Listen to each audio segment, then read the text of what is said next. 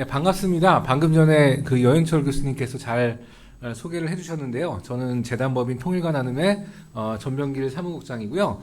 여러분들하고 오늘 북한에 부는 마케팅 바람이라는 주제로 이야기를 나누도록 하겠습니다. 그래서 또 여러분들 또 제한된 시간이 있기 때문에 제한된 시간 안에 여러분들하고 북한 그리고 북한에 부는 마케팅 이야기를 좀 하도록 하겠습니다. 자. 저는 북한도 좀 공부를 해봤고요. 그 다음에 마케팅도 좀 공부를 해봤어요. 그래서 경영학도 공부를 했었고, 그 다음에 정치학에서 북한 연구도 좀 했었기 때문에 항상 공부를 하면서 이렇게 좀 뭐라 그럴까요? 이렇게 서로 안 맞는다, 결이. 그런 생각들을 좀 했었어요. 그래서 북한하고 마케팅은 어떻게 보면 그렇게 잘 어울리는 조합은 아닌 것 같아요. 왜 어울리는 조합이 아니냐면 북한이라는 이미지가 딱 있죠. 그리고 마케팅이라는 이미지가 있는데 북한 그러면 좀 약간 폐쇄적이고 그 다음에 마케팅 그러면 약간 개방적이고 되게 활동적이고 그런 느낌들이 많이 들거든요. 그래서 그 이 두 가지 어울리지 않는 조합 그리고 특히 이제 마케팅을 북한에 붙이는 거에 대해서는 조금 부담감 같은 게 좀 있는 것 같아요. 그리고 오늘 이제 여러분들하고 이야기할 거는 이제 북한에서의 일어나고 있는 마케팅 현상인데 또 북한에서 일어나고 있는 마케팅 현상에 대해서 이야기할 때는 이 부담감이 좀 더해지는 것 같아요. 그래서 사람들에게 이 두 개의 조합, 북한과 마케팅을 이야기하게 되면요. 대부분 반응들이 이런 것 같아요. 자본주의의 꽃이라는 마케팅, 그 다음에 브랜딩, 광고 등이 북한에서 과연 현실성이 있는 이야기인가? 이런 이제 반문들을 좀 하게 됩니다. 그래서 저도 많이 강의를 다니면 많이 들어요. 북한에서 일고 있는 마케팅 바람 그러면 아니 이게 가능해? 이 마케팅 진짜 뭐 자본주의의 꽃이고 광고도 자본주의의 꽃이고 그다음에 브랜드도 자본주의의 꽃인데 이게 과연 북한과 접목시키기 가능하냐? 결론은 가능합니다. 그래서 오늘 그거를 여러분들에게 설명을 해드리기 위해서 이 자리에 왔습니다. 그래서 북한은 상당히 폐쇄적인 나라예요. 그렇죠? 상당히 폐쇄적인 국가를 갖고 있죠. 우리나라 여러분들 대한민국의 여권 파워가 세계 2등이라고 그러거든요. 2등. 그러니까 대한민국 여권으로는 웬만한 나라 다 가요. 비자 안 받고. 몇몇 나라 빼놓고. 그러니까 여러분 여행 갈 때 비자 받고 가는 나라가 이제 중국 있고 그 다음에 여러 있는데 웬만한 다 노비자로 가요 우리나라. 근데 유일하게 비자도 못 받는 나라가 있어요. 제대로. 그게 북한이에요. 중국도 비자 받고 가지만 그러니까 중국 비자는 웬만한 관광 비자면 다 가잖아요. 그렇죠? 근데 북한은 이렇게 여행을 제대로 할 수도 없고 그다음에 그 여행을 가기 위해 상당히 많은 제약 조건이 따르고 그다음에 가서도 상당히 많은 통제가 받는 게 북한이기 때문에 어떻게 보면은 이렇게 상당히 폐쇄적인 국가인 것 같아요. 그다음에 여러분 알다시피 좀 자유로움이 없고 정치, 경제, 사회, 문화 모든 것이 다 폐쇄적인 시스템을 갖고 있는 게 북한입니다. 그래서 이러한 북한이지만 그 체제 내부 안에서는 뭔가 내부적으로 이 시스템을 개선하고자 하는 의지가 있습니다. 오늘은 그거에 대해서 마케팅 현상과 같이 더불어 설명을 좀 드리려고 해요. 그래서 일종의 기술 혁신을 통해서 생산량을 늘리고요. 그 다음에 자원의 낭비를 줄이고 유통을 효율적으로 하고 싶어하는 게 바로 북한이라고 보시면 될 것 같습니다. 그리고 세련된 디자인을 통해서 소비자들의 마음을 사기 위해서 소비자들의 필요를 파악하고 싶어해요. 흔히 마케팅이다 그러면 소비자의 필요, 그 원하는 것들을 뭔지 찾아서 그것들을 채워주는 거예요. 내가 배고프면 누군가 배고프면 그 배고픔을 채워주기 위해서 음식을 제공하고 음식을 하는 게 마케팅이고요. 뭐 그런 행위들입니다. 그래서 일단은 소비자가 가장 핵심에 있고 그 소비자들의 필요를 채워주는 것들 그것이 바로 이제 마케팅이라고 보시면 될 것 같습니다. 그래서 오늘은 그것에 대한 이야기들이 좀 이야기가 될 것 같아요. 그래서 외부에서 바라는 대변역은 아닙니다. 북한이. 하지만 체제를 유지하는 가운데서 부분적으로 그들이 원하는 방향으로 뭔가를 개선하고 싶어하는 게 지금 북한인 것 같아요. 그리고 북한은 아직은 소수의 사람들이 혜택을 입고 있지만 나름대로 경영학을 좀 배우고 있어요. 여러분들 그 대학에서 가장 인기 있는 과목이 경영학이나 마케팅 그런 거잖아요. 일상생활이나 취업에 도움이 줄 수 있는 그런 학문들인데 북한도 아주 제한적이긴 하지만 경영학을 지금 가르치고 있고요.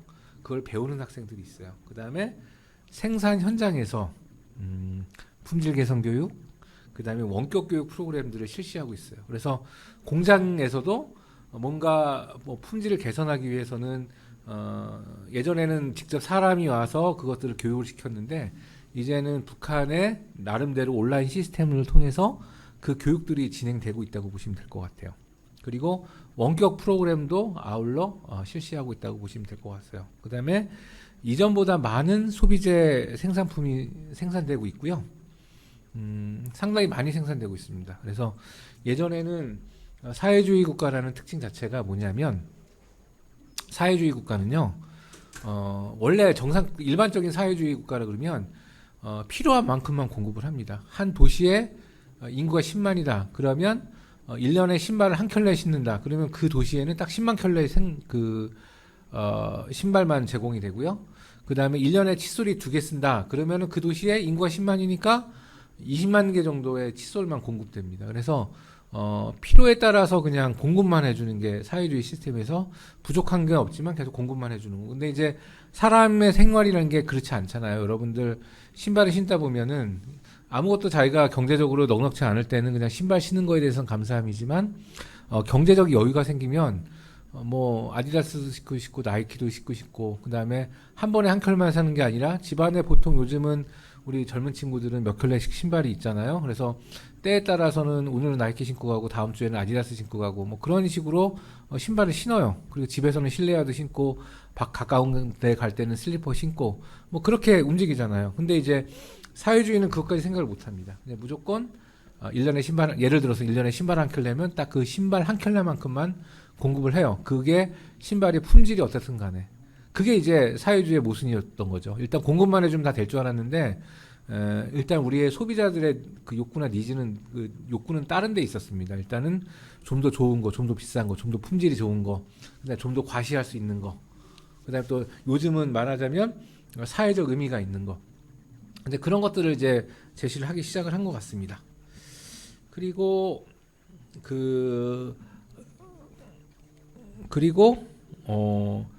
북한에는 시장이 형성되기 시작했어요. 제가 아까도 말씀드렸지만 사회주의 국가는 원래 시장이 없는데 북한에서는 시장이라는 게 없을 수가 없어요. 왜냐하면 모든 것을 국가가 다 해결해주지 않기 때문에 우리나라가 1945년 해방이 되고 48년에 북한에도 정권이 수립됐는데 처음에는 시장이 없었어요. 근데 일상생활에서 보면 꼭 국가가 다 책임질 수 없는 부분이 있어요.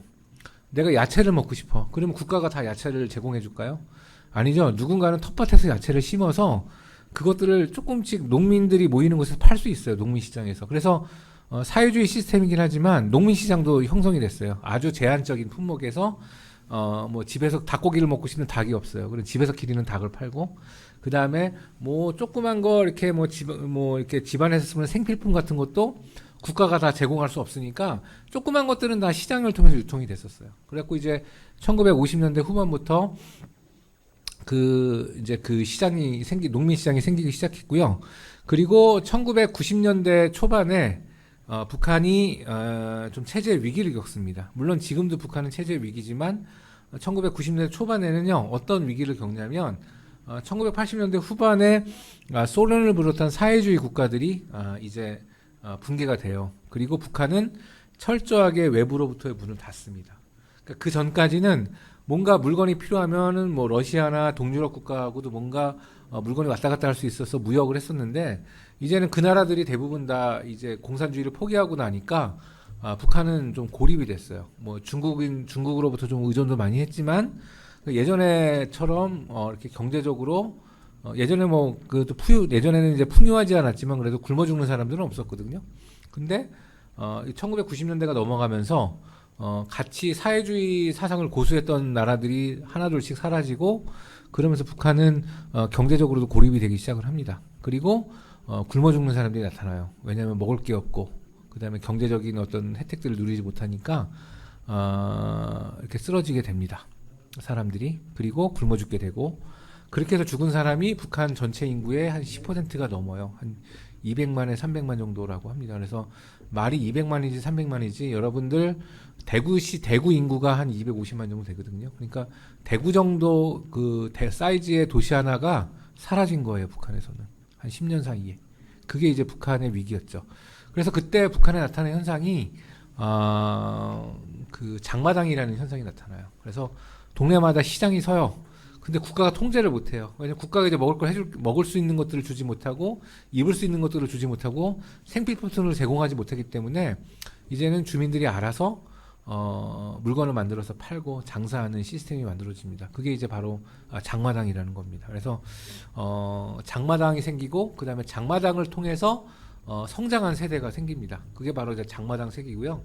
그 장마당 세대는요, 시장이 생기고 시장을 이해하기 시작한 첫 세대입니다. 그래서 지금 여기 여러분들 보시는 게 바로 이제 장마당 시대, 한국에 온 탈북자들 중에서 장마당을 경험한 청년들을 대상으로 다큐멘터리를 찍었어요. 그래서 이거는 인터넷 가서 볼 수 있어요. 장마당 세대로 한글로 장마당 세대 혹은 영어로 장마당 제네레이션 치면 장마당 세대에 대해서 자세하게 설명이 나온 걸 보실 수 있습니다. 그래서 장마당을 통해 시장의 원리를 터득을 했고요. 그 다음에 마케팅을 자연스럽게 익히는 세대가 바로 장마당 세대라고 보시게 됩니다. 그래서 여러분, 마케팅이라는 영어 단어 보시면 마켓 플러스 현재 진행형 ing라고 보시면 될 것 같아요. 그 다음에 시장과 그 이해관계 속에 일어나는 일들이 바로 마케팅이라고 보시면 돼요. 물론 아까 제가 설명을 드릴 때 소비자의 니즈를 파악해서 그 니즈를 채워주는 것, 그것도 마케팅의 학술적인 정의이기도 하지만, 또 다른 정의를 이야기하자면 시장과 그 이해관계 속에 일어나는 일들. 여러분, 시장이 뭐 하는 공간입니까? 물건을 사고 파는 공간이잖아요. 근데 물건을 사고 팔려면 상대방의 마음을 잘 읽어야 돼요. 사는 사람도 파는 사람도. 그렇기 때문에 그 시장과 그 이해관계 속에 일어나는 일들이 대부분 사고 파는 다양한 관계 속에서 일어나는 일이기 때문에 바로 이것이 마케팅이라고 보시면 될 것 같아요. 자, 그래서 제가 방금 전에 말씀드릴 때 북한에서도 경영학을 배운다. 소수이긴 하지만 이런 말씀을 드렸습니다. 자, 여러분 여기 사진이 보이실 겁니다. 이거는 싱가포르에 있는 조선 익스체인지라는 비영리 단체에서 북한에 가서 시장경제 수업을 하고 있는 장면입니다. 자, 사진을 보시면 어떤 강의실에서 뭐 강당이나 강의실 같은 곳 있죠? 여기 둥그렇게 사람들이 앉아 있어요. 그렇죠? 근데 이 사람들 보면 대부분 다 여성들입니다. 남성들은 뭐 부분 있긴 하지만 여성들이 월등히 많죠. 왜 그럴까요? 경영학을 배우는데 남자들보다 여자들이 더 많아요. 이유 중에 하나는 북한의 남자들은요, 조직에 매여 있어요. 그 조직이 자기가 이제 있는 직장, 그러니까 그게 뭐 기업일 수도 있고, 그 다음에 뭐 공무원일 수도 있고, 뭐 학교 교원일 수도 있고, 그 다음에 뭐 각종 공장일 수도 있고, 그 다음에 뭐 군대일 수도 있어요. 남자들은 항상 조직 속에 매여 있어야 됩니다. 그래서 북한에서 그 받는 남자들의 월급으로 생활은 못해요. 왜 못하냐면 그 월급으로 한 달을 뭐 며칠 살다가 보면 월급이 다 떨어져요. 북한 기준으로 보면. 그러니까 누군가는 장사를 해야 돼요.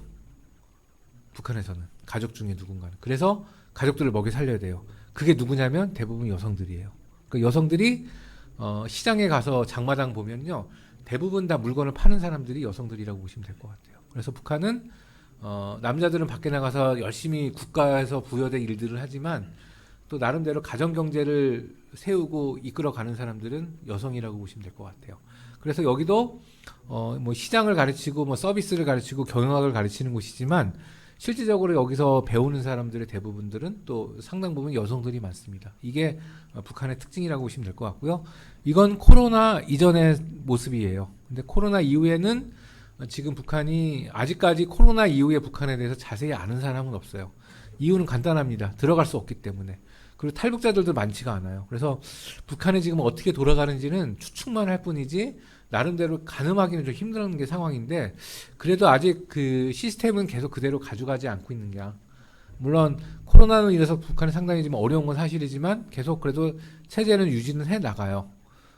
그래서 막 이 체제가 어떻게 갈 것인가, 언제까지 갈 것인가, 뭐 변화는 없을 것인가 그런 이야기들이 나오지만 그래도 그냥 북한은 그냥 계속 그냥 마이웨이를 하고 있다는 거. 그냥 자기네들이 가고자 하는 길을 계속 가고 있는데 그게 계속 갈지 어떻게 될지는 잘 모르겠습니다. 예. 자, 제가 말씀드렸던 싱가포르의 조선 익스체인지는요. 싱가포르에 있는 민간 단체예요. 그리고 2010년부터 북한에서 시장 경제 교육 및 연수 프로그램을 시행하고 있습니다. 그리고 2020년 코로나 이후에는 북한과의 온라인 경영 교육 사업들을 진행 중이에요. 정확히 말씀드리자면, 좀 더 자세히 말씀드리자면 2019년까지는 이 싱가포르에 있는 조선 익스체인지라는 회사가 많은 그 경영 전문가들하고 북한에 들어가서 북한 사람들을 대상으로 경영 교육하고 그 비즈니스 교육을 했어요. 근데 코로나로 인해서 이 사람들이 못 들어가는 거예요. 그러니까 완전히 끊겼죠. 여러분 아시다시피 코로나가 2019년 그 12월에 창궐한 다음에 곧바로 한 달 뒤에 북한이 국경을 닫아버렸어요. 1월달 초에 세계 최초로. 코로나로 인해서 세계 최초로 국경을 닫은 나라는 북한입니다. 이유는 간단해요. 북한 스스로 알거든요. 북한 스스로 옛날에 경험을 했어요. 전염병이 돌면 북한 사람들은 면역력이 약하죠. 한국 사람들은 면역력이 강하죠. 여러분들 태어나서부터 각종 예방접종 다 맞았잖아요. 그렇죠? 몇 살 때 뭐 맞고 몇 살 때 뭐 맞고 그다음에 학교 들어가면 또 몇 살 때 뭐 맞고 나름대로 우리나라는 예방접종의 프로그램이 있어요. 그 건강을 이렇게 하는. 근데 북한은 그런 게 없어요. 물론 북한도 이렇게 서류상으로는 나와 있겠죠. 몇 살 때 뭐 하면 좋다는데 뭐 약이 없다 보니까 다 북한 사람들은 뭐 약 같은 것도 제대로 쓰고 그러니까 예방 접종도 못했을 것이고 그러니까 코로나 같은 게 그때 한번 딱 들어오면 이건 체제의 위기인 거예요. 그러니까 북한은 국경을 세계 제일 최초로 닫아버렸어요. 그래서 딱 닫았는데 북한의 입장에서 보면 그래도 체제에서 끊임없이 뭔가 개선을 해야 되고 발전을 시켜야 되니까 교육에 대한 필요성들은 있거든요. 근데 이제 북한은 이제 제한된 나라다 보니까 나름대로 그 북한 안에 있는 지식인으로는 좀 한계가 있어요. 그래서 외부로부터 자꾸 새로운 지식도 접해야 되는데 그러면 방법은 뭐가 있겠는가? 그때 전 세계적으로 온라인이 유행을 했어요. 뭐 줌이라든지 미트라든지 여러 가지 프로그램이 유행했는데 그때 북한이 2020년 여름에 온라인 프로그램을 열었어요. 외부에. 그래서 자연스럽게 북한 사람들이 그것도 제한된 사람들이지만 온라인 프로그램들을 접촉하게 돼요. 2020년 7월부터. 물론 평양에 거주하면서 전문직을 갖고 있거나 좀 이렇게 지식인들 대상으로 해외 사업을 했던 분들이 그런 혜택을 받게 됐어요. 그래서 북한도 지금 온라인은 가능합니다. 기술적으로. 근데 이제 좀 하드웨어적인 이렇게 좀 불안정의 문제가 있고요. 그다음에 그 외부 정보 유입 때문에 북한 당국은 적극적으로 이것들을 좀 하지 못하는 게 현실이라고 보시면 될 것 같습니다. 그래서 지금 이 장면을 보시면 여러분들 무슨 워크숍이나 그런 거 갈 때 처음에 모르는 사람들과 처음 만날 때 아이스 브레이킹 하죠. 처음에 나는 누구야 뭐 소개도 하면서 뭔가 게임을 통해서 팀워크를 다지잖아요. 이거 북한 사람들도 마찬가지예요. 그래서 외국에 있는 전문가들이 이제 이 북한 사람들하고 어울렸을 때 요즘 뭐 여러분들 만나면 그런 거 많이 하죠. 그 마시멜로에다가 저기 스파게티 꽂아가지고 막 탑 같은 거 싸잖아요.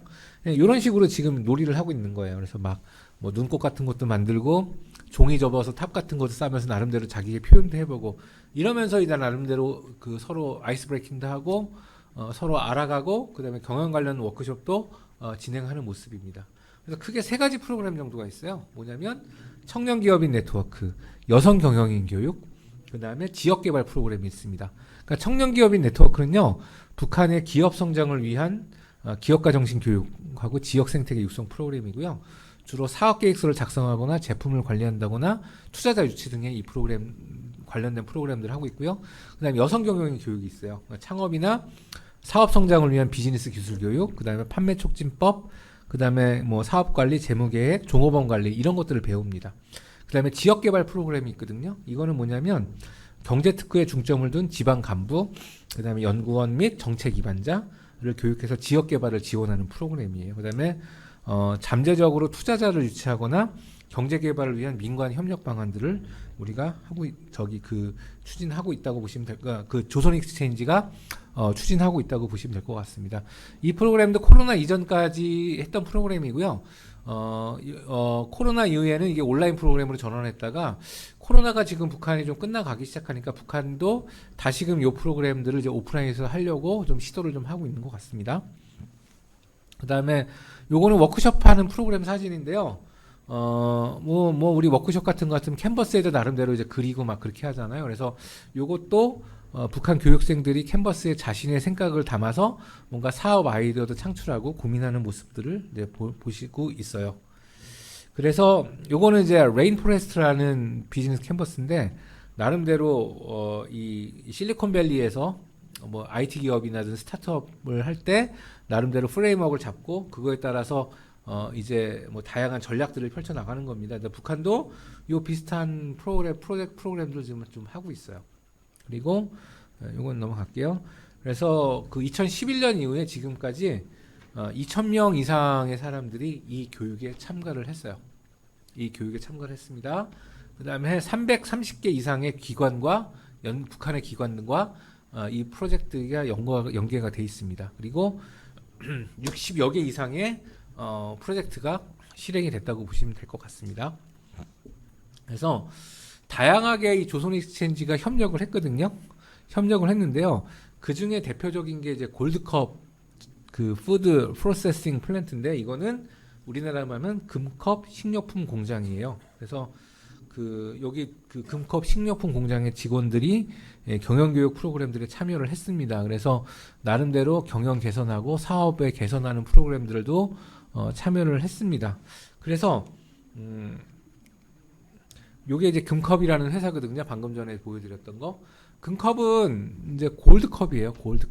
골드컵인데 우리는 금메달 땄다 그러잖아요. 1등하면. 근데 북한은 금컵을 쟁취했다고 합니다. 그래서 거의 이제 1등한 거, 우승한 거, 그것들을 금컵이라고요. 은컵이라고 하고요. 로고를 한번 보시면 재밌어요. 로고를 보시면 어떤가요? 로고를 보시면 금컵 됐고 리본이 딱 돼 있고요. 우승하게 되면 이제 우승컵 같은 때 리본 돼 있잖아요. 그 다음에 육상 트랙이 나오죠. 육상 트랙 같이 돼 있죠. 그래서 나름대로 이제 이렇게 좀 상징화 시키는 그 그림이라고 보시면 될 것 같아요. 근데 이 금컵의 식료품 공장을 보면 2015년 1월 이전에는 요 공장에서 한 360가지 정도 제품이 나왔대요. 그 다음에 2016년에는 막 460 계속 늘어나요. 그래서 여기가 특징이 뭐냐면 그냥 신제품 개발에 되게 많이 신경을 썼어요. 우리는 이제 뭐 신제품 개발에 또 많이 신경을 쓰고 그다음에 각 부서별로 나름대로 품질 개선을 위해서 노력을 했다. 뭐 그렇게 이야기를 합니다. 그리고 상당히 많이 기존과는 다른 어떤 개선을 위한 노력을 했다. 뭐 그렇게 언급을 하고 있습니다. 그래서 대표적으로 만든 여기 상품을 좀 말씀을 드릴게요. 자, 여러분 세 가지의 새우 과자를 보고 계십니다. 지금 화면에 보면 화면에 보이시죠? 세 가지를 보시는데 가장 왼쪽에 있는 게 일본의 갑바에비센이고요. 그다음에 가운데가 한국 농심의 새우깡이에요. 그리고 세 번째가 북한 금컵의 새우튀기입니다. 둘 다 세 개죠. 근데 이미지가 되게 비슷하죠, 그렇죠? 새우 모양 있고 빨갛고 그다음에 과자는 이제 빗살 무늬 같이 쫙쫙쫙 돼 있고. 근데 이렇게 했던 이유는 간단합니다. 왜냐면 새우 과자의 원조는 일본의 갑바에비센이에요. 1964년. 근데 이 갑바에비센은요. 여러분들 일본에 만약 여행을 가시면 일본 편의점에 가시면 가르비라는 식품 회사의 거기에서 만든 이 갑바에비센이 편의점 어디에나 있어요. 그러면 그걸 한번 사셔서 비싸지도 않아요. 얼마 안 됩니다. 우리나라 새우깡하고 가격 비슷하거든요. 사셔서 한국 새우깡하고 같이 번갈아가 한번 먹어봐세요. 맛이 같을까요? 다를까요? 거의 같아요. 눈 감고 먹으면 거의 몰라요. 그래서 이거는 이제 좋게 말하면 이제 과격한 용어 쓰지 말아야 되니까 학술적인 용어로 벤치마킹을 잘했어요. 네. 벤치마킹을 상당히 잘했고요. 그럼 북한도 한국 과자를 보면서 뭘 느꼈을까요? 이제 북한도 뭔가 투자를 하고 발전을 해야 되는데 뭔가 한국 거에 대해서 모방을 좀 해야 되잖아요. 그래서 아까 방금 전에 말씀드렸던 금컵 회사에서 나름대로 또 우리나라 새우 과자를 뺏겼습니다. 그래서 이름하여 새우튀기, 금컵의 등급의 새우 튀기가 만들어졌어요. 그래서 북한은 우리는 새우깡, 감자깡, 양파깡, 고구마깡 그러는데 북한은 이제 튀기과자라는 말, 튀겼으니까 그렇게 이야기를 해요. 그래서 일본의 갓바이비센, 한국의 새우깡, 그다음에 북한의 새우 튀기과자. 제가 왜 이런 말씀을 드리냐면 요게 맨 처음에 북한의 새우 튀기과자가 우리나라 언론에 처음 보도했을 때 막 짝퉁, 뺏기기, 모방 뭐 그렇게 됐어요. 근데 우리나라도 보면 3, 40년 전에 일본 거 많이 뺏겼거든요. 그래서 한국 경제가 모방하면서 큰 거예요. 모방하면서 계속 모방하다가 뭔가를 이제 창의적으로 만들기 시작하고 그러다가 오히려 그 모방을 통해서 얻은 창의품이 더 나중에 잘 되는 케이스도 있거든요. 한국 경제는 그렇게 성장한 겁니다, 사실상. 그렇게 됐었고, 북한도 지금 모방을 통해서 시작을 해요. 근데 이게 어떻게 될지 모르겠어요. 어떻게 될지는. 근데 한참 요즘 모방을 하고 있어요. 근데 한국은 좀 다른 게, 한국은 국내 시장도 있고 해외 시장도 있었잖아요. 그리고 신제품을 개발하고 개발할 수 있는 조건이 됐었잖아요. 그러니까 모방을 통해서 한국은 시장을 넓혔고요. 그 다음에 신제품을 개발했어요. 근데 그건 과연 북한이 그럴까? 이거는 좀 생각을 해봐야 될 문제 같아요. 네, 생각 같아요. 근데 한국하고 북한은 확연히 다르죠. 여러 가지. 근데 이제 북한도 모방을 시작했다는 거. 그 다음에 이제 어떻게 변화를 가져가야 될지는 그건 모르죠. 그건 북한이 고민하고, 북한 당국이 고민하고, 만약에 시장으로 나가겠다 그러면 과감히 시장화를 택하는 거겠죠. 이 과자를 보면 알 수 있을 것 같아요. 그러면 이것만 그랬을까요? 아니에요. 초코파이도 그랬습니다. 초코파이는 미국 채타누가의 문파이가 이런 모양의 가장 원조입니다. 그리고 우리나라 오리온 초코파이가 1974년에 나왔고요. 그 다음에 북한 금컵의 초콜릿 단설기가 2015년에 나왔습니다. 이렇게 흘러갔다고 보시면 될 것 같습니다. 그리고 이것만 그럴까요? 아닙니다. 쪼리퐁을 벤치마킹한 밀살 튀기가 있고요. 양파링을 벤치마킹한 양파 튀기 과자하고 양파맛 튀기 과자가 있어요. 그래서 이런 작품들이 바로 남한의 것들을 벤치마킹했다. 그렇게 보시면 될 것 같습니다. 그래서 그 수차례 모방을 통해서 자체 개발한 상품이 만들어졌어요. 그래서 북한도 우리나라도 그렇잖아요. 계속 외국 과자들 모방하다가 나중에 한국형 과자 만들었어요. 저희도 지금 만들잖아요. 그러니까 이제 허니버터칩 같은 거 그거는 계속 우리나라가 외국 과자 뺏기다가 아니 모방하다가 이렇게 하다가 나중에는 한국이 이제 그 과자를 선도했잖아요. 그 다음에 뭐 팔도 도시락 라면 같은 경우도 열심히 우리나라가 일본에서 컵라면의 원조가 일본이지만 우리나라도 열심히 만들었거든요. 그러다가 팔도 도시락 같은 경우는 잘 만드니까 나중에 러시아에서는 엄청나게 큰 성공을 거뒀어요. 그러니까 러시아 여러분들 지금 전쟁 나서 못 가시는데 나중에 전쟁 끝나고 혹시 러시아 대륙 횡단 열차를 타시면 모든 사람들이 다 도시락을 먹고 있어요. 팔도 도시락 라면을. 왜냐면 그 국민 라면이거든요. 가서. 이제 그런 것들이 바로 계속 모방을 하다가 우리만의 창의품을 만든 거예요. 북한도 창의품을 만들기 시작했어요. 자, 이건 북한이 만든 고구마 떡이에요. 우리나라 모찌 생각하시면 돼요. 근데 우리나라 모찌는 이제 팥 모찌로 돼 있잖아요. 그러니까 여기서는 팥 모찌를 응용을 해서 그걸 고구마에 적용시켜서 일종의 고구마 모찌죠. 고구마 떡이라는 거는. 그래서 고구마를 모찌를 만든 거예요.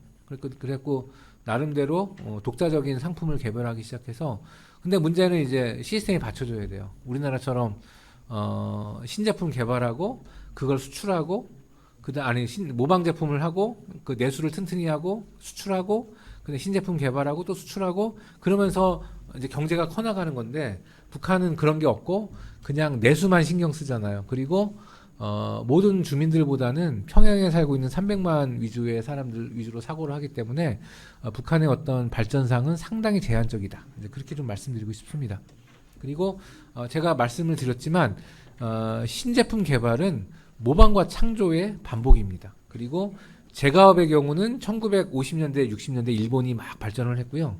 한국은 1970년대, 80년대 막 발전을 했어요. 근데 북한은 2010년대 이후에 발전을 하는 아주 비슷한 과정을 겪어요. 근데 이제 이게 어떻게 가느냐에 따라서는 처음에 이제 막 붐은 일으킬 수 있겠지만 이것이 지속 가능하려면 시장이 받쳐줘야 되고요. 신기술을 개발할 수 있는 여건이 만들어져야 돼요. 신제품을 개발할 수 있는 여건이 만들어져야 되고 시장도 조성이 돼야 되고 근데 북한은 이거에 대한 것들은 아직까지 좀 갈 길이 멀다라고 보시면 될 것 같습니다. 그래서 북한이 그나마 이렇게 시도할 수 있었던 건요. 2014년에 사회주의 기업 책임 관리자라는 시스템을 도입했기 때문이에요. 그래서 그전에는 북한 내에서 만들어지는 상품을 별로 신경을 안 썼어요. 왜냐하면 그냥 이렇게 나름대로 공장은 돌아가는데 사람들이 품질에 신경을 안 써요. 왜냐하면 아무리 공장에서 만들어봤자 그거는 공장의 이윤이 아니라 국가로 귀속이 되는 거거든요. 그래서 아무리 공장에서 열심히 하더라도 그거를 개인이나 공장 단위로 그 열매를 얻어가지 못해요. 이익을 얻지 못해요. 근데 북한이 과감하게 2014년에 물론 코로나 이후에 이 제도가 좀 흐지부지가 된 것도 있겠지만 코로나 이후에 과감하게 북한은요. 그 2014년에 과감하게 북한은요. 사회주의 책임 관리제를 해요. 그래서 기업이 알아서 생산하고 알아서 판매하고 그러니까 기획부터 생산과 판매를 국가가 간섭하는 게 아니라 제한된 범위이긴 하지만 그것들을 알아서 하기 시작을 했어요. 그래서 좀 적극적이 된 거예요. 품질도 신경 쓰고 판매도 신경 쓰고 그다음에 상표, 브랜드, 그다음에 뭐 서비스 이런 것까지 신경을 쓰게 되는 겁니다. 그래서 나름대로 좀 변화를 이루었다고 생각하는데 근데 이게 나중에 이제 코로나가 온 이후에 좀 약간 요 제도가 좀 이상하게 갔고 그다음에 코로나 이 직전부터 해더라도 나름대로 좀 개혁적인 조치라고 하는데 이거 북한이 적극적으로 요거를 좀 많이 좀 뿌리를 내리는 데 좀 한계가 있었어요. 그래서 좀 아직까지는 제도상으로는 살아있지만 일단은 실질적으로 뿌리 내리는 데는 뭐 이렇게 완벽하지 않았다. 뿌리를 내리는 데는 좀 이렇게 좀 부족했다. 아직까지는 좀 그렇게 보고 있다고 보시면 될 것 같습니다.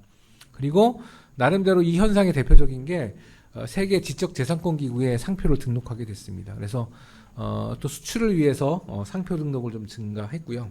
그래서 상당히 많은 이제 북한 상표들이 이때부터 우리나라에 비해서는 그렇게 많지 않지만 북한의 역대 기준으로는 막 평소보다 몇 배, 3, 4배 정도의 상표들을 많이 등록을 했습니다. 예.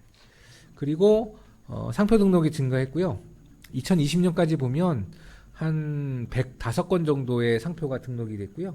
그리고 예를 들어서 98년부터 2004년까지가 39건이거든요. 근데 연평균 2.3건 정도가 등록했어요. 하지만 제가 말씀드렸던 사회주의 기업 책임 관리제 실施이후에는 66건의 상표가 등록이 됐어요. 2022년, 그러니까 작년 초까지. 그래서 연평균 8.9건.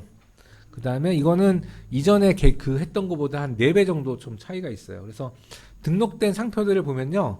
식료품하고 생활용품이 제일 많습니다. 그리고 학용품하고 위생용품들이 좀 많다고 보시면 될 것 같고요.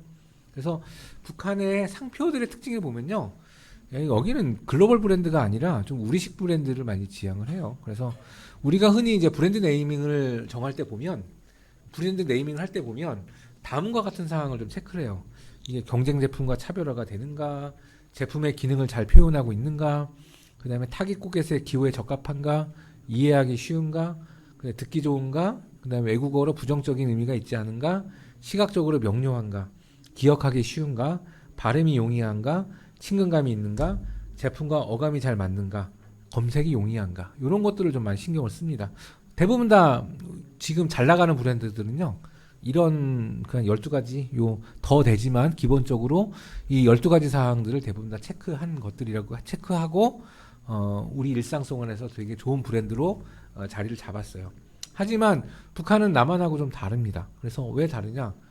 한국과는 다른 언어 정책을 갖고 있어요. 그래서 일단 북한 언어에는요 두음 법칙이 없어요. 그래서 우리는 역사라고 하지만 북한은 역사라고 하죠. 근데 우리는 뭔가를 이용한다고 하지만 북한은 리용한다고 하죠. 그리고 북한은 우리의 이씨가 북한은 리씨죠. 우리는 고려의 설립자가 조선의 설립자가 이성계지만 북한은 리성계라고 발음을 하죠. 그게 다릅니다. 그래서 또 북한은 외래어에 부정적이에요. 그래서 외국어 상표 등록을 거의 하지 않습니다. 우리나라는 한글 상표 등록을 거의 안 하고 외국어나 외래어로만 좀 많이 하죠. 그래서 우리나라 여러분들 주식시장에 상장되어 있는 기업 중에서 순 우리나라말 기업이 몇 개나 될까요? 우리나라 순 우리말로 된 주식시장에 제가 보기엔 몇 개가 10개 안 돼요. 대표적인 게 뭐 오뚜기 그런 거. 오뚜기는 한국말이잖아요. 근데 다 한자어나 영어로 되어 있는 상표들이라서 근데 북한은 대부분 다 우리말이에요. 그래서 뭐 국어학자들은 뭐 이렇게 좀 요거에 대해서는 다르게 평가하시는데 제가 보기에는 좀 닫혀있던 사회에서 뭐 우리 것만 고집하는 이제 그런 상태에서 이루어지는 현상인 것 같아요. 물론 우리만을 사랑하는 건 좋은 거지만 또 우리만 살아갈 수 없고 이웃 나라와 더불어 살아가야 되겠지만 외국으로부터 들어오는 다양한 언어적인 것들을 우리는 나름대로 외래어라는 이름으로 수용을 했고 북한은 그거를 다 끊고 받아들이지 않고 요즘은 좀 받아들여요. 않고 그것들을 그냥 다 우리말화로 바꿔버렸어요. 그게 이제 남한과 북한의 언어 정책의 차이라고 보시면 될 것 같아요. 그다음에 브랜드에는 정치 사상과 또 역사성을 또 강조를 했습니다. 그래서 일단 정치적인 의미가 담긴 상표들이 있어요. 자, 여러분들 지금 두 개의 상표를 보여드릴게요. 둘 다 산 이름이에요. 하나는 스포츠용 표인데 이름이 대성산이에요. 또 하나는 구두 이름인데 매봉산이에요. 대성산과 매봉산 산 이름이죠. 근데 주변에서 여러분들 스포츠 용품을 산 이름으로 한 거 봤습니까? 구두 이름을 산 이름으로 한 거 봤습니까? 대부분 다 스포츠 용품이나 이 패션 자파 이 구두 같은 것들은 한국말 브랜드 잘 안 쓰죠, 그렇죠? 다 외래어 쓰잖아요. 특히 이제 이 패션 같은 경우는 영어도 잘 안 써요. 대부분 뭐냐면 프랑스어나 이태리어 많이 쓰잖아요. 왜냐면 그게 되게 라틴 쪽 언어가 되게 세련돼 보이잖아요. 그러니까 이제 세련된 언어를 많이 쓰고, 근데 스포츠 용품들도 대부분 다 국산 제품이라 할지라도 다 그 영어 브랜드라든지 외국어 브랜드를 쓰잖아요. 근데 북한은 대부분 다 이런 식으로 스포츠 용품 이름이 대성산이고 구두 이름이 매봉산인 케이스가 많이 씁니다. 그래서 체육기자재를 이렇게 쓰는데 이 대성산은 이렇게 쓰는 이유는 대성산 그러면은 북한 사람들은 여러분 서울에 사시니까 대부분 다 우리 국립묘지저 동작동에 있잖아요. 근데 북한은 이렇게 그 국립묘지가 혁명열사릉인데 그게 대성산이라는 지역에 있어요. 그래서 대성산 그러면 혁명열사릉을 좀 많이 강조를 해요. 그래서 약간 뭔가 싸우고 지키고 뭐 그런 컨셉이 강해서 체육기자재 브랜드에도 그렇게 돼 있고요. 매봉산이라는 거는 이거는 공장 이름이 원산 구두공장에서 만든 거예요. 근데 왜 매봉산이냐면 원산 구두공장이 있는 원산 지역은 6.25 때 격전지였거든요. 그리고 이제 북한은 이제 매봉산 전투, 6.25 당시에 매봉산 전투를 상당히 많이 뭐 나름대로 좀 자랑스럽게 이야기를 해요. 그렇기 때문에 상당히 말해서 매봉산의 노래라는 어떤 그 혁명 그 노래도 있고, 그래서 매봉산을 되게 신성시해요. 그래서 구두 이름도 매봉산으로 했어요. 그래서 북한은 이 상표 이름을 줄 때도 정치적인 것들이 많이 그 고려가 돼 있다, 그렇게 보시면 될게요. 그래서 제가 말씀드렸던 매봉산, 대성산 모두 다 산 지명을 차용한 브랜드지만 두 제품 모두 생산 공장이 실제 지명과는 거리가 있어요. 그 이유는 제가 아까 다 말씀드렸죠. 혁명열사릉이 있고 그 다음에 매봉산 전투를 또 기념하는 차원에서 브랜드 이름을 했다는 거. 그게 이제 북한 브랜드의 특징이라고 보시면 될 것 같고요. 그 다음에 평양을 상징화한 상표들이 많습니다. 그래서 우리도 뭐 서울 상표들이 있는데 북한은 평양에 대한 것들이 그러니까 혁명의 수도고 북한의 뿌리라고 평양을 생각하는 것 같아요. 그래서 평양의 기원을 둔 생표들이 북한에 상당히 많습니다. 그래서 대표적으로 평양의 이름을 딴 상표의 품목을 보면 그 뭐 평양 국수도 있고요. 그다음에 평양 담배도 있고요. 평양 김치도 있어요. 그다음에 우리 치맥같이 평맥이라고 해서 평양 맥주도 있어요. 그래서 이렇게 나름대로 평양을 담고 있는 상표들이 있고요. 그다음에 평양의 옛 이름이 버드나무가 많다 그래서 이름은 류경이에요. 버들류자 써서. 그래서 버들이라는 주류가 있고요. 그다음에 류경 악기가 있습니다. 그다음에 류경관 서비스업이라는 류경관도 있고요. 그래서 이렇게 다양하게 류경이라는 이름으로 많이 지어지고 있습니다. 그다음에 북한도 키즈 산업 나름대로 키즈에 대한 관심들이 많아요. 어린이들을 어떻게 키울 것인가. 근데 우리처럼 다르게 좀 약간 북한식 사회주의 혁명 전사로 북한이 키우기 때문에 나름대로 그것들을 또 상표에도 고민들을 하고 있습니다. 북한이. 그래서 그 우리 민족끼리 북한 선전 매체죠. 여기 2021년 6월에 나온 내용들을 보면 뭐 그 당의 은정 속에 마련된 민들레 합숙장을 넣은 소나무 책가방을 메고 사랑 어린 콩유를 먹으면서 12년제 의무교육의 혜택 속에 배움의 나래를 펼쳐가고 있는 행복동이들이 우리 아이들이다. 그래서 북한에서는 어린이들에게 책가방, 학습장, 콩유는 반드시 제공을 해야 된다고 생각해요. 그래서 일단은 학용품을 주고, 근데 학교에서는 그래도 간식으로 콩우유는 줘야지 기본적으로 이제 학교 생활에 대한 혜택을 주는 거라고 생각을 하고 있는 것 같습니다. 그래서 북한도 이렇게 책가방이라든지 학습장이라든지 이렇게 콩우유 같은 이런 것들을 지금 하는 것들을 여러분들 보고 계십니다. 그래서 자연스럽게 보면 책가방도 있고 학습장도 있고, 그 다음에 왼쪽에 아래 왼 아래는 우리 여러분들 어렸을 때 여러분들은 했는지 안 했는지 모르겠지만 저는 어렸을 때 그 쉬는 시간에 우유를 먹었어요. 급식 우유가 나왔거든요. 여러분들 어떤지 모르겠어요. 근데 북한 어린이들도 쉬는 시간에 급식 우유를 먹어요. 근데 이제 요거는 평양에 있는 그 학생들이기 때문에 비교적 영양 상태가 좋아요. 비교적 이제 북한 애들 치곤 덩치도 있고, 그다음 키도 좀 있어, 그렇게 좀 살도 좀 붙었어요. 근데 실질적으로 다 그런 건 아니고 지방 가면은 요거보다 약간 좀 왜소한 친구들이 많습니다. 그리고 그래서 학용품하고 콩우유는 북한이 기본적으로 제공하고자 하는 또 노력을 좀 하고 있다, 그런 거 보시면 될 것 같고요. 또 북한이 또 재밌는 현상이 뭐냐면 이제는 캐릭터에서 콜라보레이션을 좀 하려고 그래요. 그래서 일단은 북한에는 영리한 너구리라는 그 애니메이션 캐릭터가 되게 인기거든요.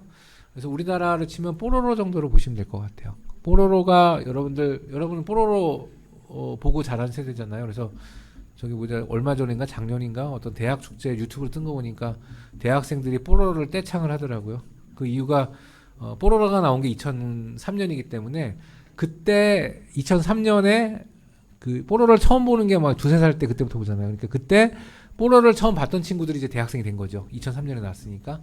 그러니까 축제 때 뽀로로를 다 같이 부를 수 있는 거죠. 그게 이제 공통점인 거죠. 근데 북한은 그런 애니메이션이 영리한 너구리입니다. 뽀로로 같이. 그러니까 뽀로로 보시면 알겠지만 그 마을에 남극의 수소 마을에 그 동물들이 모여서 각종 마을에 있는 뭐 문제가 있으면 문제를 알아서 스스로 해결해 나가는 거잖아요. 권선징악이고 착하고 그다음에 바르게 살라, 그게 메시지잖아요. 아이들끼리 문제를 해결해 나가면서. 근데 영리한 너구리도 마찬가지예요. 그런 비슷한 컨셉을 담고 있어요. 그래서 북한도 영리한 너구리는 학부모들이 되게 좋아요. 정치적이지도 않고. 그래서 그 학습장이나 책가방이나 그런데 이 영리한 너구리를 지금 담고 있어요. 그래서 이것들이 나름대로 콜라보레이션을 지금 하고 있는 거죠. 예. 이거는 아마 제 생각에는 우리나라 뽀로로를 벤치마킹하지 않았을까, 뭐 그런 느낌이 좀 듭니다. 그래서 북한 브랜드는 이외에도 다양한 시도들을 하고 있습니다. 그래서 일단은 지금 이 캐릭터를 보시면 여러분들 감자가루, 그러니까 그 감자 모양의 캐릭터죠. 이거는 삼지연 감자가루 공장의 캐릭터입니다. 삼지연이라는 동네는요, 백두산 바로 옆에 있는 동네입니다. 그리고 예로부터 감자가 많이 재배가 돼요. 여러분들 이제 감자는 전 세계적으로 상당히 많이 재배가 되는 작물이죠. 우리나라도 감자 많이 먹고, 러시아도 많이 먹고, 중국도 많이 먹고, 유럽도 많이 먹습니다. 그래서 북한도 감자를 많이 먹어요. 그래서 이 감자를 생산하고 또 감자 가루로 다양한 식품을 만드는데, 예전에는 그냥 그냥 포대나 자루 같은 데 넣어서 팔았는데, 이제 나름대로 북한도 이제 이런 좀 시장화 바람이 불다 보니까 이런 감자 가루에도 감자 모양의 캐릭터가 넣은 상표들을 팔기 시작을 해요. 그래서 이건 삼지연 감자가루 공장의 캐릭터와 생산품이라고 보시면 될 것 같습니다. 그래서 그 감자가루 공장의 각종 감자에 관련된 식품 도안들이에요. 감자 튀기, 이건 뭐 아까 튀기가 제가 그거죠. 그 새우깡 같은 거라 그랬잖아요. 그 깡이라 그랬잖아요. 이거는 제가 보기엔 감자튀기는 감자깡일 것 같아요, 느낌에. 그 다음에 감자로 강정도 만들고, 네, 감자떡, 그 설기, 감자로 떡도 만들고, 약설기, 감자가루로 케이크를 만든 거죠. 그 다음에 그 감자 마라 단설기, 이거는 제가 보니까 롤케이크 같은 것 같아요. 그랬고 이런 식으로 북한도 옛날에는 감자를 쪄서 먹던지, 감자를 뭐 어떻게 으깨 먹던지, 아니면 뭐 전으로 부쳐 먹던지, 아니면 뭐 국이나 찌개에 넣어서 먹던지, 그것만 하다가 이제는 감자와 연관된 다양한 상품들이 만들어져서 이렇게 하고 있다고 보시면 될 것 같아요. 그래서 이렇게 상품이 지금 확장되고 있다라고 보시면 될 것 같아요. 그리고 나름대로 흉내는 상당히 이제 남한 사회나 남한 제품을 벤치마킹하고 있다고 보시면 될 것 같습니다. 그 다음에 또 배추 캐릭터가 있어요. 배추 캐릭터 보시면 알겠지만 이거는 평양의 류경 김치 공장의 배추 캐릭터거든요. 그래서 일단은 이걸 딱 보시면 어린이 김치인 것 같아요. 근데 이게 500g 정도예요. 500g. 근데 여러분들 집안에서 마트에서 여러분들이 부모님들이 혹은 뭐 여러분들이 뭐 혼자 뭐 자취나 기숙사 계신지 모르겠지만 일단 집안을 생각해서 한 4인 가정이 김치를 먹을 때 물론 집에서 담그시는 분도 있겠지만 요즘 마트에서 사 먹잖아요. 마트에서 살 때 4인 가족 기준으로 김치를 얼마나 살 것 같습니까? 보통 제 생각에는 뭐 한 5kg 정도 사요. 그래야 2달 먹거든요. 5kg 정도 사요. 근데 여기는 500g 정도 돼요. 하는 게. 근데 우리는 막 통으로 5kg짜리 사가지고 김치 냉장고에서 넣어서 먹잖아요. 김치를 할 때. 근데 북한 사람들은 달랑 500g짜리 팩 사요. 왜냐면 가슴 아픈 얘기지만 전기 사정이 좋지 않아서 냉장고를 제대로 돌릴 수가 없어요. 냉장고도 없고. 그러다 보니까 김치를 저장하기가 힘들어요. 그러니까 500g 정도 사면요. 4인 가족이 한 2, 3일 먹어요. 그러니까 그 김치 팩을 이제 그 개봉을 한 다음에 한 2, 3일 이틀 정도 먹을 수 있는 이틀 정도 지나 이제 팍 상하잖아요. 시잖아요.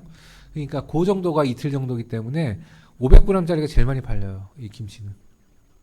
그럴 수밖에 없는 구조가 돼 있습니다. 우리나라는 막 박스로 사가잖아요. 근데 북한은 박스보다는 500g짜리를 제일 많이 팝니다. 그거는 이제 보관의 문제 때문에 그렇다고 보시면 될 것 같아요.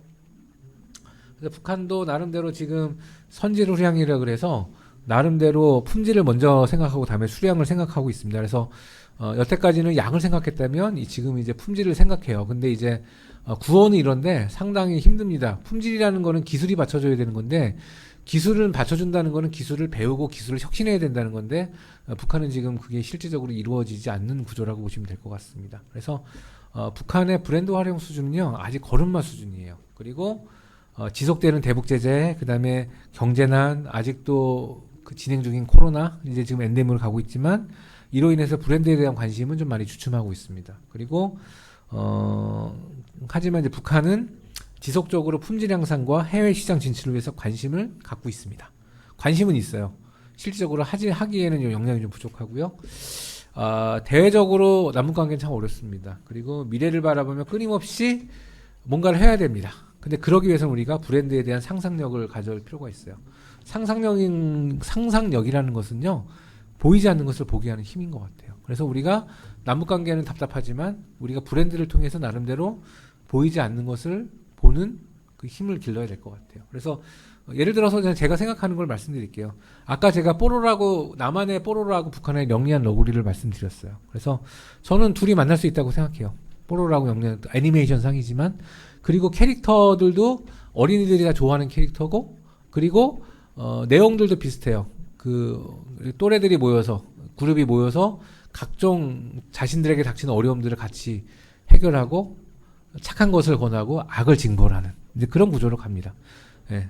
그래서 뽀로로하고 너구리가 만나는 것도 좀 시작을 해야 된다. 그 다음에 남북 너구리들의 만남도 생각해 볼 수 있는 것 같아요. 우리가 이제 너구리 그러면 농심 너구리 생각하자. 맛있는 라면.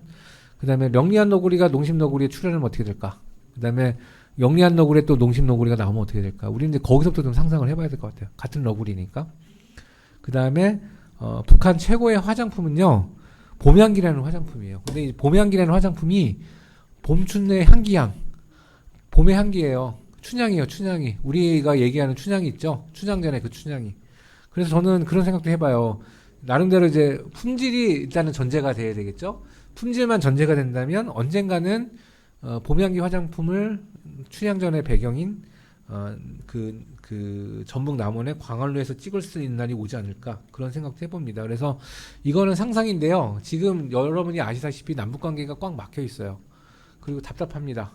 그리고 어떻게 전개될지 몰라요. 근데 우리가 그냥 넋놓고 바라만 있어야 될 것 같을까요? 근데 저는 일상생활에서 이런 재밌는 여러 행위들을 하다 보면 북한에 대한 관심도 많아지고 통일에 대한 관심도 계속 많아질 수 있지 않을까라는 생각을 해봅니다. 그래서 나름대로 작지만 그런 또 상상력을 발휘해봤습니다. 제가 준비한 강의는 여기서 마치도록 하겠습니다. 네, 감사합니다.